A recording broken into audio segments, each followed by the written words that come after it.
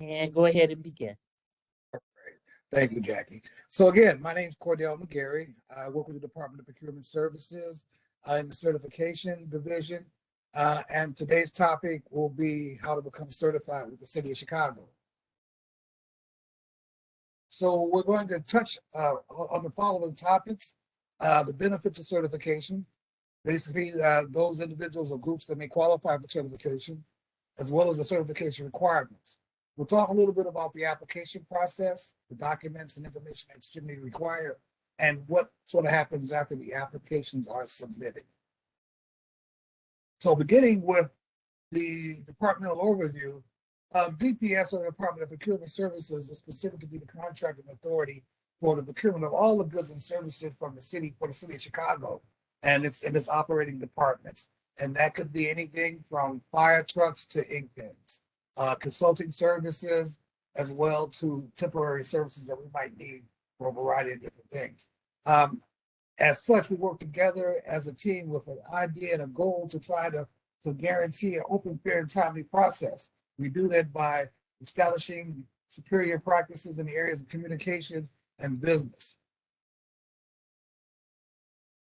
Okay, so to that end, we have a series of programs that are designed to try to assist small businesses to compete for contract opportunities with the city. We have essentially 6 different types of programs, 4 of which are considered to be governed by the local authority, the City of Chicago, and 2 are governed by the regulatory means by the federal authority, the Department of Transportation. The local programs are known as the Minority Business Enterprise, or MBE, Women-Owned Business Enterprise, or WBE. We have a program for veteran-owned businesses, which is called BBE, and also a business certification program for people with disabilities that we call that BPD, or Business Enterprise for People with Disabilities. The 2 federal programs would be for Disadvantaged Business Enterprise, or DBE, and for those that are involved in airport concessions, we have a program for Airport Concession Disadvantaged Business Enterprise. So the benefits of certification. Certification is a tool primarily to assist small businesses and eligible businesses to participate in contract opportunities that come about through the city primarily. And in this sense, we try to create a level playing field where one business can compete on the same level with other larger businesses for the opportunity to get involved with city contracts. The benefits of certification are many. In that once you're certified, your firm is listed in a directory for access by the general public as well as prime contractors. Businesses will be certified based upon the type of business and the service that's provided to it. The city provides a directory of all of our firms, and for DBE firms throughout the state of Illinois, the state also maintains a directory accessing for those businesses as well. We establish minority, women, veteran, and DBE participation goals on City of Chicago projects and sister agencies in an effort to, again, provide opportunities for eligible businesses to compete for city contracts. And also, for the private sector, many businesses in the private sector have their own supplier diversity programs. And they, as such, also use our certification program as a means to identify potential minority and women-owned businesses that they may want to engage as well. So it's a great benefit from being certified. In addition, we also have what's called a target market program, where we try to provide exclusive bidding on contracts, certain contracts of certain sizes to certified minority and women-owned businesses. So in this particular case, the playing field is entirely composed of minority and women-owned businesses. That allows them to get involved in 100% of the contract opportunity, because there's no subcontracting roles that are associated with the project itself. So that's a great benefit. Qualifying groups for all of our certification programs, we fall into the following categories. Particularly for the local programs, we look at groups being African Americans, Hispanic, those are of Asian persuasion, Asian Indian as well, women. Those are the primary categories for the MBE and WBE programs. If you're a veteran of the United States, You could also be considered for veterans certification, and of course, that category would be a qualifying group for that particular program. For those individuals with disabilities, of course, they would qualify for participation in our BEPD or Business Enterprises for People with Disabilities program. For the federal programs and DBE, all of the categories, with the exception of the veterans or people with disabilities, would fall into the category of eligible qualifying groups for participation. So for the federal DBE programs, we're looking at African Americans, Hispanic, Asian Indian, women, and also one additional group, which would be Native Americans. In all cases, no matter whether the program is local or federal, if there are individuals that wouldn't fall into these categories, they are offered an opportunity on a case-by-case basis to apply for certification on the basis of proving that they have been socially or economically disadvantaged or as such that would allow them to participate in such a program. To further clarify the Veteran-Owned Business Enterprise Program, we refer to veterans as a person who served in the United States Armed Forces and was discharged or separated under honorable conditions. We look for documentation of that status by requiring a form DD-214 or DD-215, which are discharge papers that are needed to support the person's status as a veteran. And if they don't have those forms, we ask that they contact the Veterans Administration to get a copy of the forms or evidence of their status as a veteran of our services. Requirements for certification are pretty much the same across the board, whether the program is local or federal. Again, the aim is to try to provide opportunities for eligible businesses to participate in contract opportunities that normally did not go to them historically. And as such, we look at the requirements as being pretty much the same across the board. They are, for our local programs, we require that businesses that are participating in certification as a minority, woman-owned business, veteran-owned business, or as a business enterprise with people with disabilities, that they be a local business. And we define local business as those operations where their principal place of business is located within the 6-county region of Cook, DuPage, Kane, Lake, McHenry, or Will counties. For our federal programs, the DBE and ACDBE, those businesses can be located anywhere in Illinois. In all cases, certifications are granted to individuals that fall into the category of either minority or disadvantaged. They must have at least a 51% ownership interest in the business. They must be actively involved in the business to the extent that they control and manage its operations. And that's the primary aspect of certification. For DBE and ACDBE, we make a reference to socially and economically disadvantaged individuals. That refers back to the qualified groups that we talked about earlier. For the category of business size standard, we look at the businesses having to fall into the category of being a small business. Now, we define small business in several different ways. For our local programs, for MBE, WBE, and DBE firms that are involved in, let's say, trades that don't involve in construction, they're not involved in the construction of property or trade. The average gross receipts for those businesses, and we refer to sales before expenses, should not exceed right now $41,070,574.08, averaged over 3 years. That number is exact because it's calculated on an average basis, on an annual basis, that is, using the consumer price index as a means for doing so. We're in the process now of evaluating that gross receipt standard for the current year.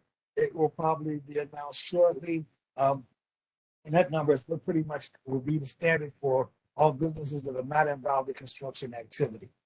For construction firms or businesses that are involved in construction, by that we mean general contractors, trade contractors, and the like, the size standard is a little different.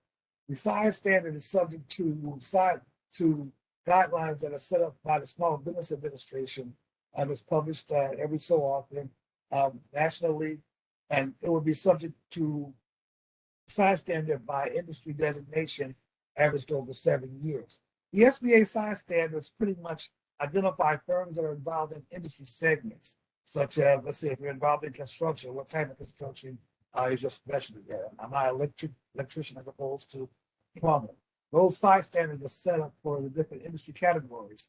And we look at those size standards, we average them over a 7-year basis for determining the business size standard or business size for construction firms.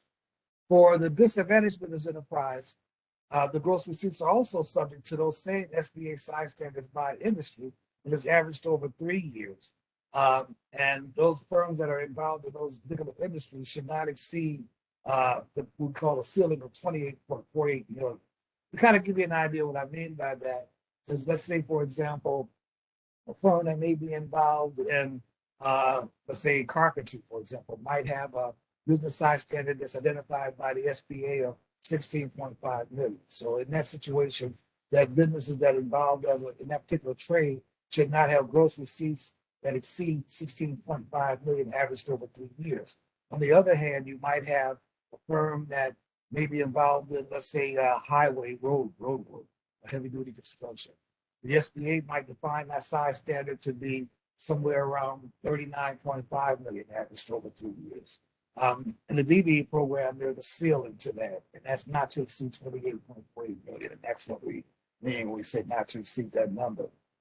For the airport concessions disadvantaged business enterprises, or ACDBEs, the size standard is somewhat higher, which reflects the many times the capital investment that may be involved in getting situated at the airport, which is not to exceed 56.42 million averaged over 3 years. There are some exceptions for different types of businesses, and as such, we can provide that information to you if you are interested. The other category that we look at, and we're actually talking about at this particular point, economic disadvantage. For our local programs, MBE, WBE, and BBE, we apply what's called a net worth standard, which basically applies to firms that are involved in construction. This number, much like the gross sales figure for our local programs, is actually calculated on an annual basis. Currently, that number is 2,379,929. It is in the process of being evaluated, and we do expect that the number will be adjusted sometime shortly. This number takes into account the personal net worth of the owner of the business, the primary owner of the business, and basically takes into consideration or excludes certain aspects of the individual's net worth, which would mean things like the ownership interest in the business that's seeking certification, the personal residence of the owners and the like. All those are excluded from this calculation. And for the DBE, the threshold is pretty much the same, but it actually is a little lower. The threshold is $1,320,000. This is adjusted periodically also by the U.S. Department of Transportation as well. And as I indicated earlier, the calculation of the personal net worth primarily excludes the value of your residence and your interest in the certified firm, as well as some other aspects as well. So, type of businesses that would qualify for consideration would pretty much follow the standard forms of business that we look at now. Which could range anything from being a sole proprietor to a LLC to a corporation. So, in looking at the different types of businesses that qualify, typically the first one we look at would be the sole proprietor, which is simply the individual that operates by themselves. They have no legal existence apart from the fact that they are in business. So, for example, if let's say I'm a plumber, I want to go in business and provide plumbing services, I could go in, I could be Cordell McGarry the plumber. And that could be, as long as I'm operating under that particular name, that's all I need. However, if I operate under a name different than that, say like, for example, Cordell McGarry doing business as the dynamic plumber, I would need to provide information to show that I'm operating under that particular name. That's called an assumed name certificate that you can get from Cook County if you're operating in a name other than yourself. Other forms of businesses would also include a partnership, which is basically 2 or more people going into business together without any real formalities other than a partnership agreement, which identifies the business and the individuals that are involved in that business. Corporations is another form of business, which is basically an entity that's completely separate from the shareholders. It's a legal entity in that it's a person without body or form, basically. But the brains and the spirit of the corporation is composed of the shareholders. They pretty much come together to run the business. They have formal agreements and documents that identifies how they are to transact the business, and pretty much the risk involved with the corporation in terms of what the business is involved in is generally limited to the corporation as opposed to going to the individuals that may be involved in the corporation. This type of organization is required that you will file articles of incorporation with the state that you're doing business in, that you maintain good standing with that state, that you maintain the current status of your articles of incorporation. Typically, once you file those articles of incorporation, you will receive a certificate. In addition to that, you have bylaws of the corporation, which pretty much identify the corporation, how it operates, how it's to operate, how it elects its officers, how it goes about doing its business, even to the point of how it would dissolve if it comes to conclude its business. Typically, owners of the corporation have stock certificates that evidence their ownership in the business. And when the business is transacted in the corporation, it's generally documented in the form of meeting minutes where it documents the steps and the actions that are taken. In the case of a limited partnership, that's another form of organization. It's somewhat similar to a corporation and a partnership. It's a little bit more formal, much like the stockholders in a corporation, where their interest or their risk in the business is limited to the ownership that they have. And that same logic applies to limited partnerships. And again, if they're doing business in a name other than the partnership, they will also need to file for what's called the pseudonym certificate of business. One of the more common type form of organization that I've seen in recent years is called the LLC, or limited liability company. And basically, I consider it a hybrid between all of them: corporations, partnerships, and the like, that's done on a smaller basis. These are partnerships or groups that have a managing member or partner instead of stockholders. The ownership is limited to members. Those members that are involved in the direct control of management of the LLC is generally referred to as managing members. In place of having bylaws which would define its existence, the existence of the LLC is done by way of an operating agreement, which pretty much again identifies the type of business, its actions, how it conducts its business, how it selects, how memberships are pretty much derived, and how it's managed. And they also file articles of organization to establish themselves with the state that they're residing in.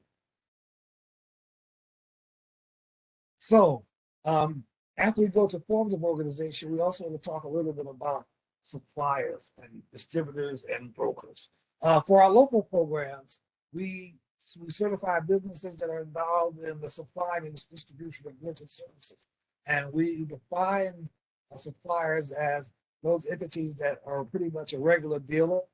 We consider them to be a firm that owns, operates, or maintains a place of business, such as a store or warehouse, that they're actually trading their goods and services. They store their materials and articles for sale, and typically in that store or warehouse. They also sell this information or these products to the public in the usual course of business. Distributors, on the other hand, are also involved in the supply process as well, but they're a little different.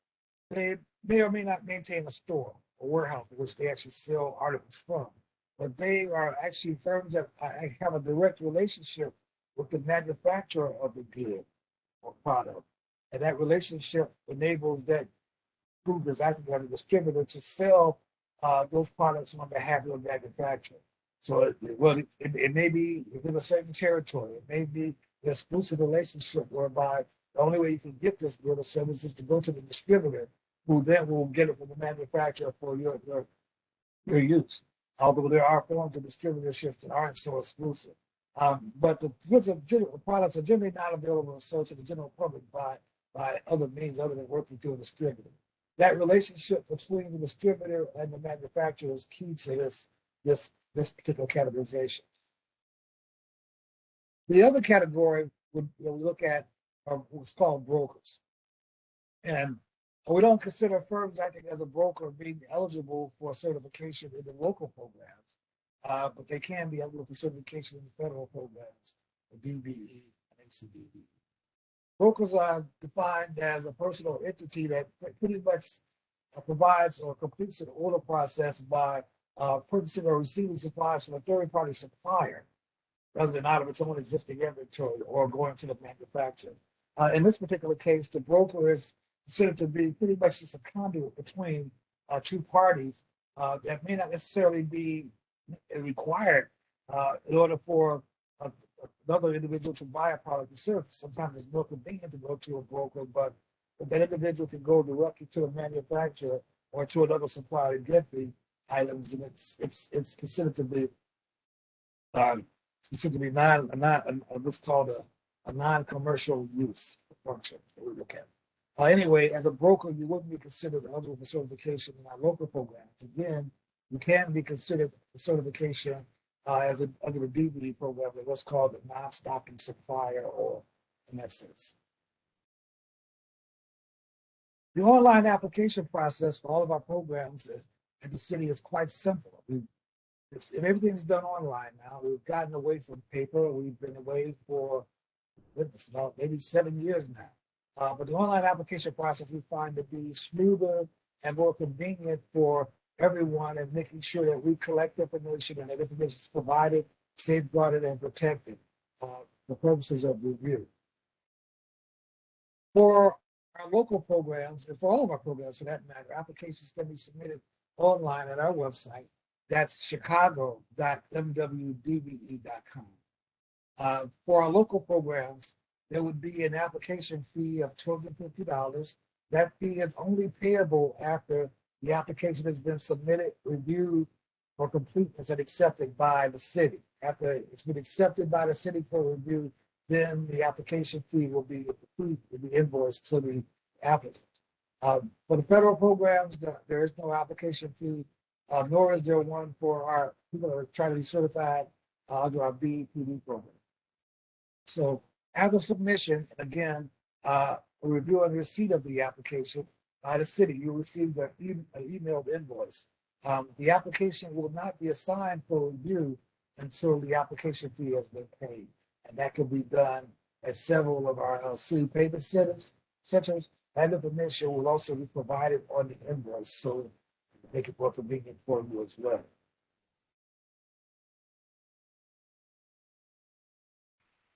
So in the process of actually preparing the application, there's going to be some things that we need. Of course, everything begins with the contact information, the name of the company, who the principal officers are, how they can be reached, the location of the company, things of that nature is always going to be the part of just about every application. And in our case, it would be for this as well. As we have several programs, we also ask that the applicants identify the type of certification that they're seeking. In some cases, for our local programs, the one application can cover the minority, the women-owned business certification, the veteran-owned business certification, as well as the business enterprises for people with disabilities. One application can cover all 4 of those certifications, and if the fee is involved and they're all applied on that one application, there's just one fee. For the DBE and ACDBE, likewise, there's this application that's also to be completed for those 2 certifications. And again, if a company is seeking certification that's both a DBE and an ACDBE, one application will suffice. If you're looking for certification as a business enterprise for people with disabilities, that would require a Schedule G form, which is downloadable from our website, that you would need to have completed and also submitted with your application. And of course, if you're seeking certification as a veteran-owned business, you would need to provide a copy of your discharge papers, DD 214 or DD 215. Also, other information that we will be needing in the process of completing the application, and again, I'll go back to the contact information I referenced earlier about the owners. information regarding the employees, uh, information regarding the facilities, which is basically its operating, where its base of operation would be. If there's a lease involved with regard to occupying the space, that needs to be provided. Financial information regarding the business that we use in looking at determining the gross sales for the small business size standard. And in the course of some businesses, there may be licenses that may be required. So information like that we would also need, such as if, again, if I'm looking at operating as a concrete contractor, I might need to provide a license that shows I'm licensed to perform that sort of a work. If I'm seeking to perform within the CPA, I may need to provide evidence that will attest to my being a member of the CPA group, that kind of a thing. Additional information that we look at would also be resumes of the owner. This information is helpful for us because when we look at certifying, again, businesses, we look at certifying businesses not just on the basis of being a minority or a woman or a member of a qualifying group, but we also want to know basically what the business does and the background and skills of the owner and being able to provide that service. So resumes are very important in that regard to help us to identify the technical skills of the owners and being able to manage the business. Another way of doing that is to provide evidence of executed contract or invoices that refer to the work that I'm seeking to be certified in. So, like for example, if my plumbing business is involved in a contract to maybe do work at a residence, contract, copy of executed contract will provide an illustration of the role of my company in providing that service. That, along with my resume, may further document the fact that not only am I involved in this type of activity, but I also have the background and skills to be able to do it. For startup businesses, we recognize that you may not have contracts, and that's fine. We just want you to tell the story about what it is you do, how you do it. Again, the resume is going to be even more important because it's going to document your background and skills. We also look for businesses or the owners of businesses to establish their legal residence of the state and country, and that can be done by providing a copy of a driver's license, birth certificate, or passport. With regard to the investment in a business, here's one thing I guess I see a lot in applications. In many times, I'll get an application in. It comes down to the question of how much did you invest in the business. Many times I get the amount of zero, and sometimes I get the amount that might represent the truck that they bought, or the filing fees that they used to file with the Secretary of State. All those things are acceptable, but in every case, whenever you start a business, you make an investment. It may not be the thousands of dollars that you think may be required, but it would be something. It could be the investment in the paper that you use to write your business plan, or the investment in the ink that you needed to print out the business. Those are anything that you invest in your business, even if it's giving your business a laptop. That's equity that you're contributing to your business. That's your skin in the game. And we ask that you provide evidence of that contribution. So it's something that a lot of times is overlooked, but it's important because, again, it underscores your own involvement and your investment in your business. We ask that businesses that have established bank accounts, and we hope that you all will, that you provide us with evidence of a signature card or a bank resolution. And that document pretty much identifies the owners of the business and those that are involved, is authorized to sign off on financial transactions in regards to the business. If you have an organizational chart, which kind of provides an illustration as to how the structure of the business fits, that's great. In many cases, I'm going to say that everyone should have an organizational chart, even if it's just you. I mean, you are all that the company is involved, and that should be you. But in some cases, you may have several people involved in different areas of specialization for your business. The organizational chart kind of helps to define the business itself. That's important. Any equipment that the business utilizes in conducting its own affairs should be listed. It could be that laptop I mentioned earlier, or it could be, let's say, the brooms and dustpans and cleaning equipment that janitorial firm might have, or it could be, again, the trucks and vehicles that trucking company might have as well. Any loan information that you might have that's relative to helping you support your business or get it started would also be important. Again, these things help to give, let's say, more credibility or stability to the business. Although, again, if you're a startup and you don't have this information, it's okay. Again, it's more important that you tell the story.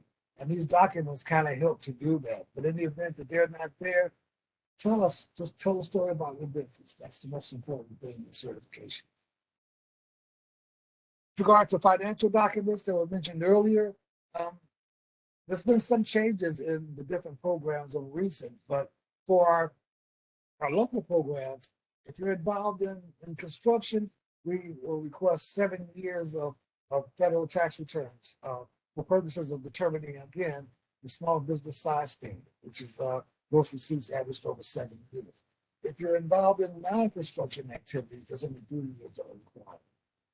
For our DBE and our federal programs, the rules recently changed in January of this year to require that firms provide 5 years of those tax returns for both the business as well as individual tax returns. Again, though, in either case, if you're a startup business and you haven't been in existence for 3 years, you haven't been in existence for 5 years, 7 years, or you haven't been in existence for even more than a week, tell us the story, provide us with, again, an explanation that would help. It's my hope that if you're a brand new business, you've at least created what's called an opening balance sheet, which identifies the documents, your initial investments in the business. That would suffice as well. It's just important that you tell the story yourself. We look at compensation of the owners and receiving information in the form of W-2s and 1099s that may have been issued. This is required for all avenues of compensation.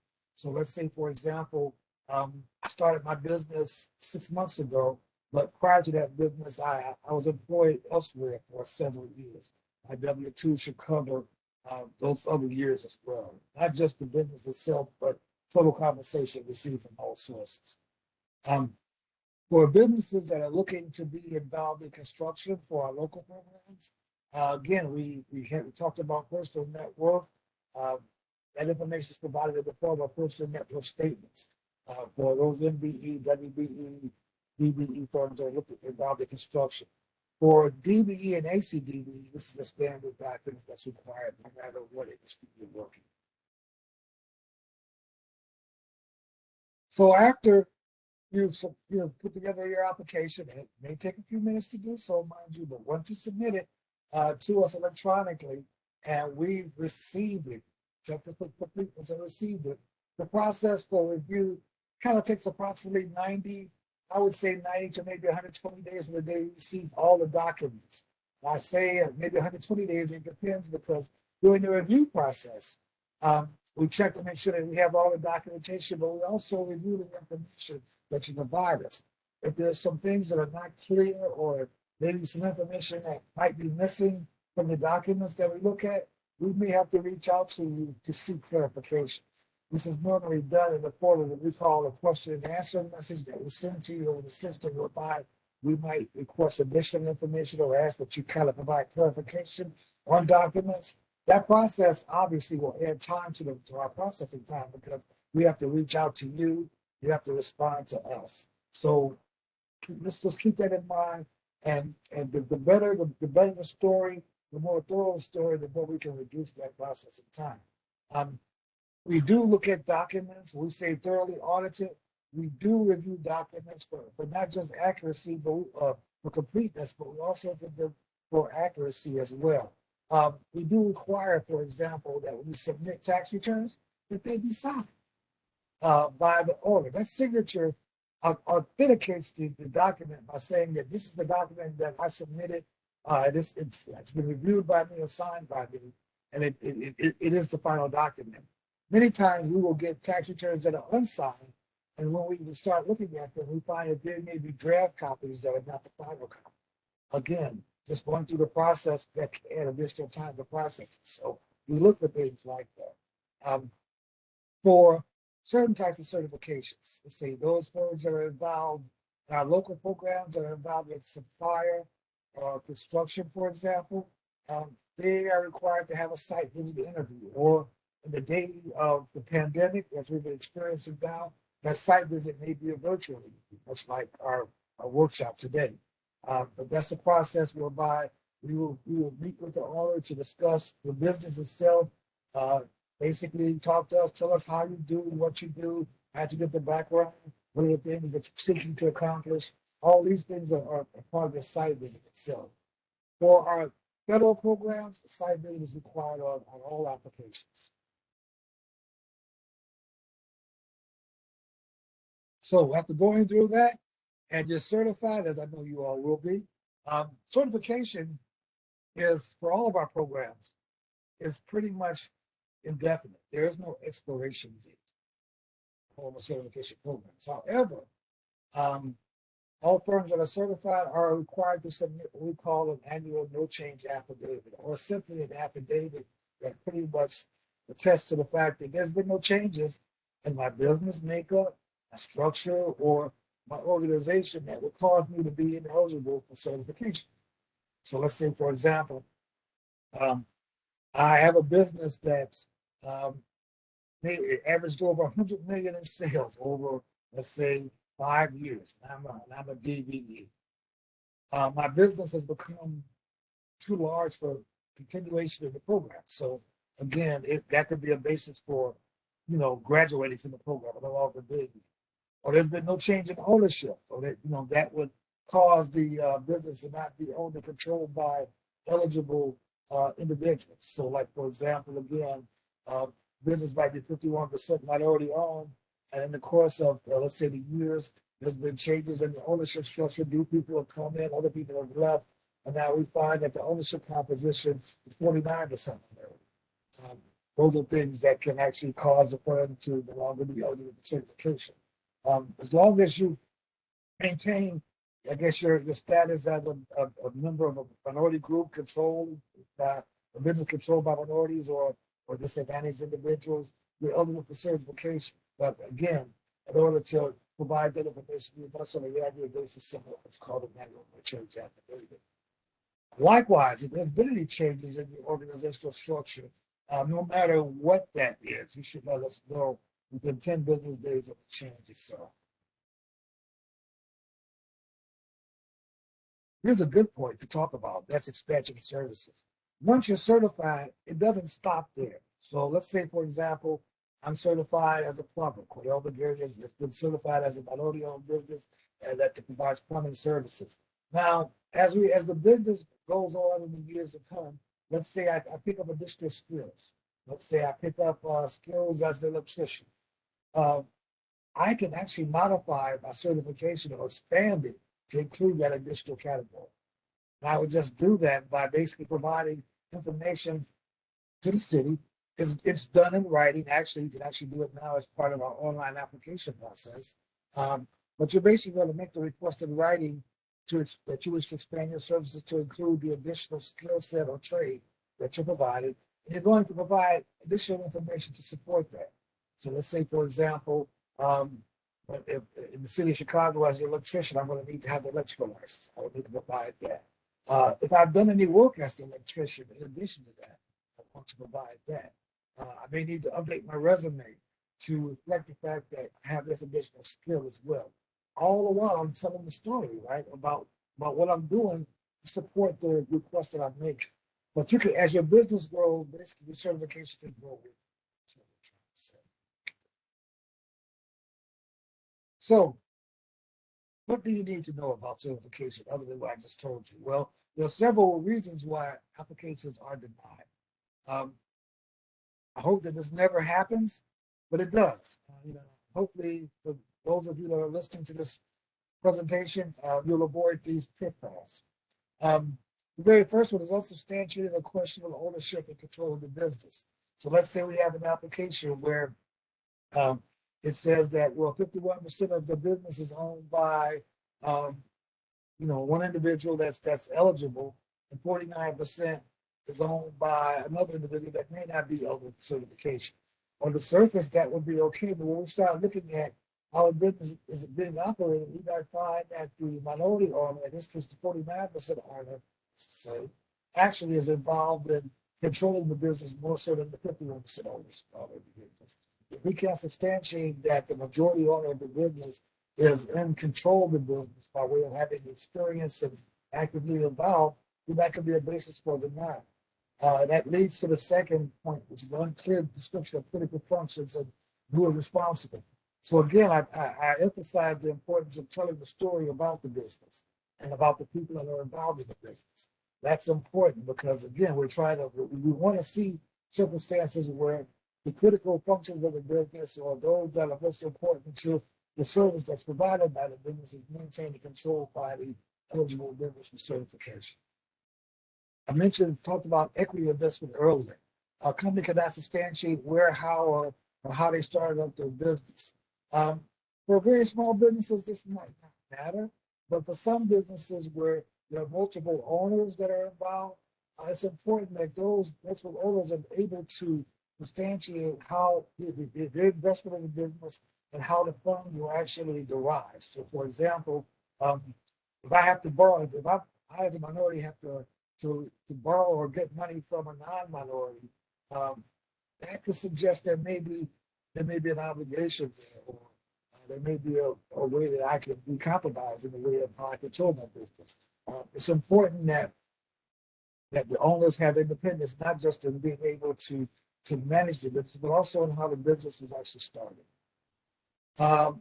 Outside secondary employment takes the majority of the MBE or DBE or all certified firms' time each day. Basically, again, we look at control as being the most important aspect of a business, but in many cases, and particularly with brand new businesses, we recognize that the owners of that business may need to have outside of it, may need to have secondary employment, or may need to continue what they've been doing because they have to maintain a family, they have to maintain a household while they're growing the business that's certified. We recognize that. We just ask that when your certified business is in operation, that you're there. So, like for example, if you're working 5 days a week, and you're only able to work your certified business on weekends, that's fine as long as while that business is in operation, that you're there. It doesn't matter that that business is operating 2 days a week as opposed to 5. It's just that when it's in operation, the owners are involved, that they're not away while someone else is responsible now for its operation. That would be an issue of control. Again, we talk about for our local programs, the businesses must be located in the 6 county regions around surrounding Chicago. If your business does not maintain its principal office within that 6 county region, you're not eligible for certification. And unfortunately, we see instances where we might get companies from other states, for example, that may seek to certification in Chicago as an MBE. Unfortunately, they aren't eligible because the principal office is not located within the designated area that we speak of. Point of contact did not respond to requests for information. I mentioned earlier about during the processing timelines that there are times when we may have to reach out to you for clarification. We might need additional information. We do this through what's called a request for information that we'll post to you. Generally, it'll come through our system where we'll ask for questions, we'll ask for documentation. We'll reach out to you on several instances. Typically, we first reach out to you, we'll give you anywhere between 15 to 20 days to respond. In the event that you don't respond or it's not complete, we'll reach out again to you as a follow-up. In the event that we don't get a response from you, this could be a basis for denial or closing out of the application. So it's important that we hear from you when we reach out for information. So inconsistency with the applicant's firm names among various documents. That happens more often than I care to think of. It's important that when you organize or you file your papers with your business, let's say the Secretary of State, that, for example, that's the business name that you go by. You start changing the name on the application or abbreviating the name on the application, or you find that it could be an issue as to basically who are we looking at. I've had situations where uh, there are two businesses. One might identify itself as using the word for example. The other business might identify itself by using the numerical number of four. In some cases, we might find applications where you might see this going back and forth. That could be a basis for denial because we're not quite sure who we're dealing with. So try to be consistent with the name itself among the different documents that you are involved in. We ask for contracts, for example, to help shore up or substantiate activity that a firm is involved in. If you submitted contracts as evidence of the work that's done by the firm and the like, it should be complete. There's some cases where I might get the first page of a contract and the last page of the contract where the signatures are, which is sent to show that I went into a contract and it's a legal contract because everybody signed it. But what we don't know is pretty much the scope of work that was done, who was involved in the work, things that are important, and verifying the area of specialization that you're seeking certification. So if you're going to submit a contract, it should be complete. It should be signed and executed by the qualifying owners as well as those that are getting the services of it, because it's a binding contract, as opposed to one that was given to us and we find out that it was a draft and never ever consummated. Required documents are not attached or no explanation is given as to why the documents are not available. This refers to the application process whereby someone says, well, okay, this document that I'm being asked to provide doesn't apply to this, so let's say in there. Whenever you say that something's not applicable, there should be a reason why. And for example, the simplest thing could be for a startup, whereby a startup business may be asked to provide, or business may be asked to provide several years of tax returns for a startup, but information is not available simply because they weren't in existence. You just say NA might very well drag out the process. Someone needs to figure out why, when in essence, it may have been just simpler just to say not applicable, brand new business started 2022 or 2021. It kind of helps to tell that story. I can't say that enough. 3 to 7 years of tax returns were not submitted, signed as required. I mentioned that earlier. Documents should be signed. I mean, to authenticate the essence of that document being a real document as opposed to a draft. I know we've covered a lot, and I thank you for your patience in putting up with me as I went through all of this. It's a lot of information, I know. And so we'll open up the floor for questions, but also you can also call our office as well. My direct phone number is 312-744-7666, and you can get a certification officer at any time by dialing our number 312-744-4900, option 1. We're available to serve you and to answer the questions and to guide you on the process. And we hope that, in that sense, that will help you in your endeavors. So again, I thank you for putting up with me and the early questions. I'll take them now. All right.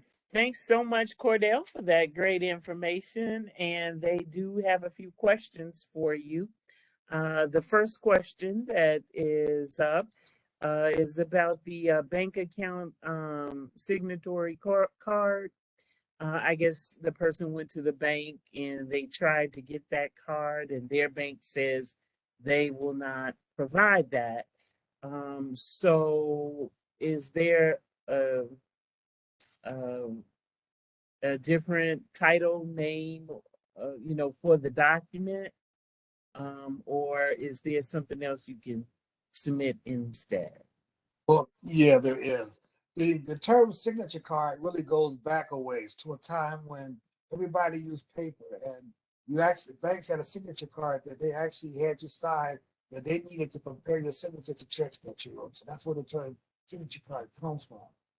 Nowadays, though, we for business accounts, typically when you go into a bank to open up an account, you're signing what's called a banking resolution. The banking resolution pretty much provides, information regarding the account itself, identifies to the bank who the officers are, and basically how many signatures are required. And sometimes it even goes to identify, in most cases, those authorized individuals that can sign.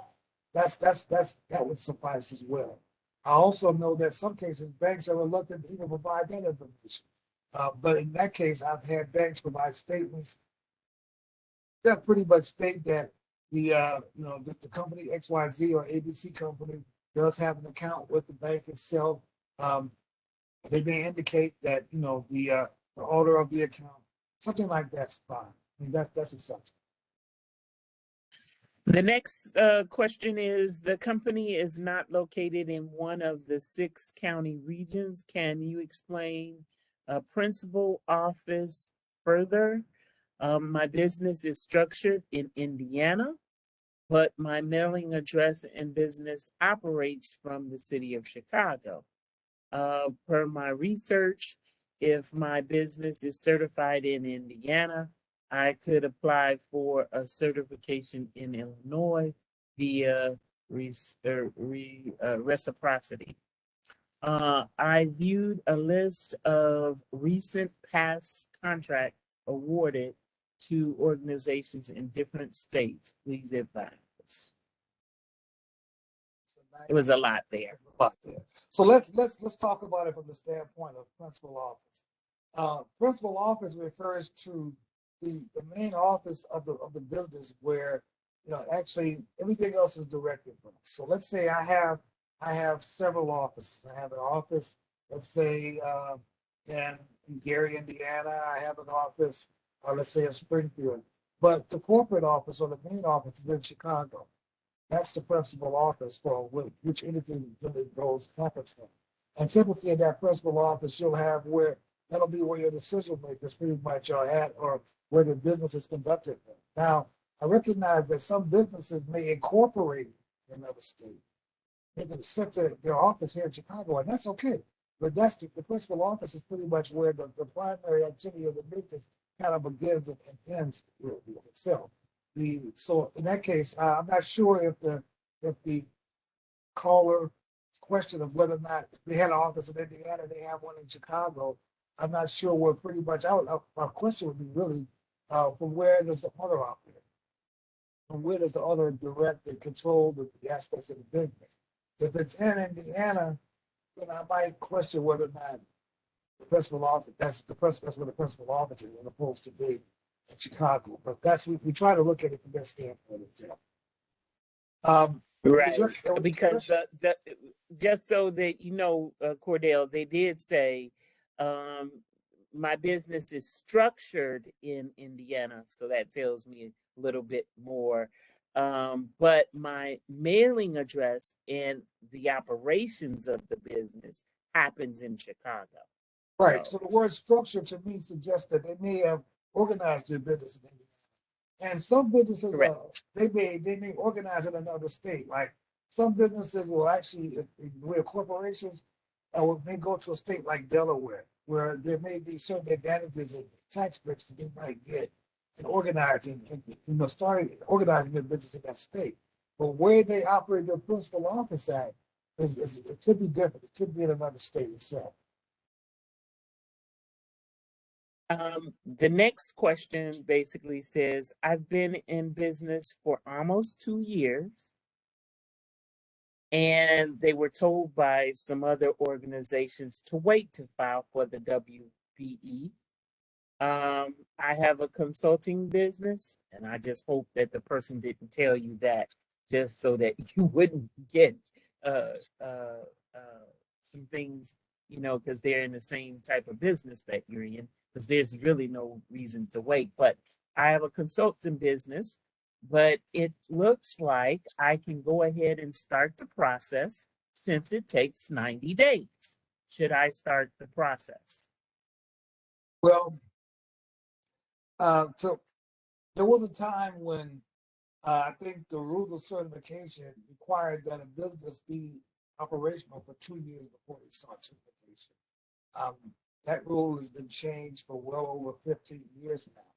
I think going through recent economic downturns in the early part of the 21st century kind of accelerated that.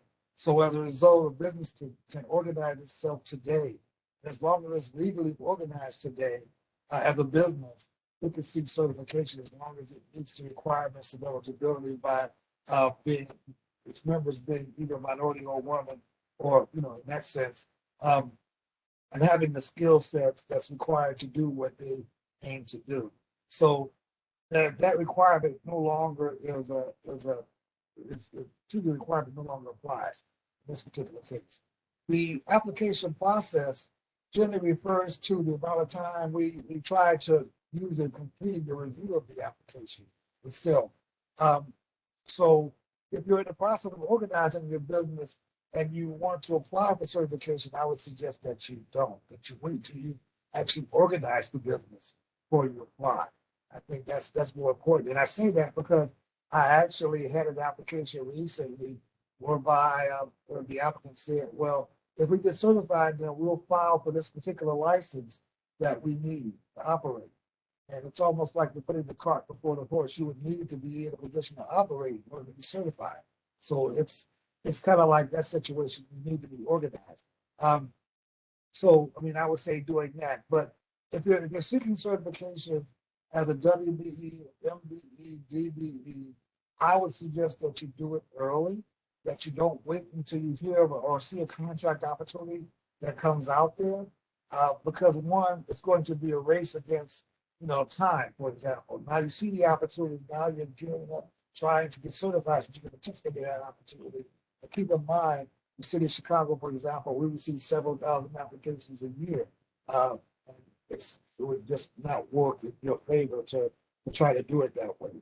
As a planning tool, while you're planning and doing your forecast for business activity and opportunity, it's a good idea then to look at, I should probably get certified so that when the opportunity comes about, I could be in a position to take advantage of it. Or if I'm considering to grow my business, if I'm considering getting a particular type of designation or skill set that I don't have already, then I start planning to do that, so that when the opportunity is ready, I'm there and waiting for it. I hope that answers the question. It did. Let me get this last. I have two quick questions to get in before we close.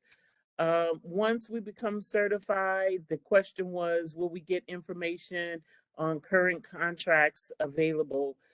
Is there email blast? And I don't know if you were on the person that's asking this question in the beginning of the presentation, because I did give some information on how you can get information about contracts. We have the buying plan, which you can get online. That's one resource that you can take a look at.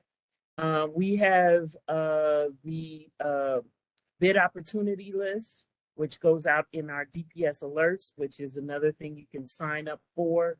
You can go back and see this presentation, and you can get the information on how you can sign up for all of that. But if you go to www.chicago.gov/DPS, you will find the icons for the buying plan and the DPS alert.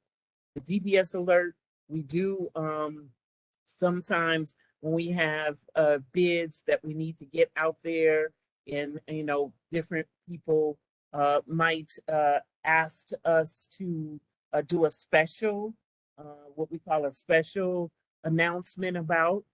We will put it out in the DPS alert. So those are some of the ways that you can find out. And I'm glad this person asked that question, because in the chat, I put where you can find a copy of the presentation, where you can find a copy of the recording when it's posted by Friday.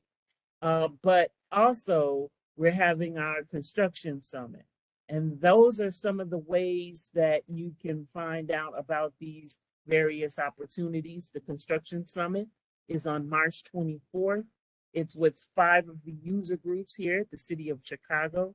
It is construction type related, but we have some construction opportunities that will be talked about. And then we'll have some construction related topics that will be talked about at the construction summit. So feel free to go online to www.chicago.gov/construction, and you can read all about the presentations and then sign up for the ones that you want to sign up for. Okay. The last question for you. I'm sorry. If I could add on to that, I'm sorry, Sure. Jackie. That the certification it provides a number of different avenues and opportunities for you. So you're looking for opportunities to pursue. For example, being certified in our local program. You're also that certification is accepted by other governmental agencies, such as the Board of Education. They work with minority groups exclusively. They have a procurement website. So if you're looking for opportunities, that may be one avenue to consider. Metropolitan Water Reclamation District is another a governmental entity that has its own procurement department that also has contract opportunities that they're looking for minorities. The city of Chicago has a reciprocity arrangement with Cook County, another governmental body with its own procurement department and its own needs, and they seek again, opportunity to partner with minorities and women-owned businesses. Their certifications are accepted by the city, and they accept the city certifications and contract opportunities. So if you're looking for potential avenues of business, most certainly I would reach out to those governmental bodies, go to their websites and look up contract compliance. You will get a wealth of opportunities you see that are out there. Chicago Transit Authority, for example, is another agency. For our federal programs, DBE and ACDBE. Once you're certified with the city of Chicago as a DBE or ACDBE, you're also automatically eligible to participate in contract opportunities with the Illinois Department of Transportation, Chicago Transit Authority, Metro, Rail Service, and Pace Bus Services. Those entities are all involved and they have procurement departments that are seeking to do business with minority and disadvantaged owned businesses. So don't just stop with the city. We have the GPS alerts that help you about contract opportunities. And many of these other agencies, they contribute to our buying plan, which also gives you additional information. But don't stop there. Go to those other agencies and see what's going on. At the Department of Aviation with the city of Chicago, we have another e-newsletter called DOA Alerts, Department of Aviation Alerts, whereby you can also get information regarding contract opportunities that are posted there. Now, they being a city agency, they also post with us, but get the point that there's information out there that there's a lot of avenues you can pursue as a certified business. I just wanted to say that. Great. Yes, that's what we wanted. I'm sure they want to hear. And to piggyback off of what you just said, also, we have some assist agencies out there that can direct you to these places that and agencies that Cordell is talking about. So, once you're certified, like you said, or once you're aggressively looking to do government work, there are opportunities for you. There are places to go. There's outreach events to see. There's websites to check. There's all of those great things. One quick question, and we'll let you go. This person did HR consulting and career coaching. Should they put both of the services on the application? If they be certified in those areas, I say yes. Tell the story. Great. All right, everyone. That concludes. This was a great discussion. Thanks for your questions. I like to see new questions, and these were a wealth of new questions. I hope you got something from this presentation. I know that Cordell loves to give in part information, and he is great at it because he knows a lot about it. He's worked here a while, and so therefore he knows this information backwards and forwards. So we hope that you are able to now take this information and arm yourself and go out and go after whatever you're looking for. We have more workshops that can help you if you're a new a business and you're just getting your feet wet and trying to figure out what to do. After this certification workshop, we have a workshop tomorrow in how to do business with the city of Chicago. So this one kind of goes right on into that one tomorrow. So come on back and see us tomorrow. We thank Cordell for his information. I thank you for attending. Don't forget about the Construction Summit. Feel free to sign up and come and hear our great Chief Procurement Officer give the opening remarks. And we will definitely see you soon. Have a wonderful rest of your day. Take care. And if you have any further questions for us, you can send them to dps.events@cityofchicago.org, and we'll definitely get back with you with an answer. Thanks so much and have a wonderful rest of your day. Take Thanks, care. Cordell. No problem.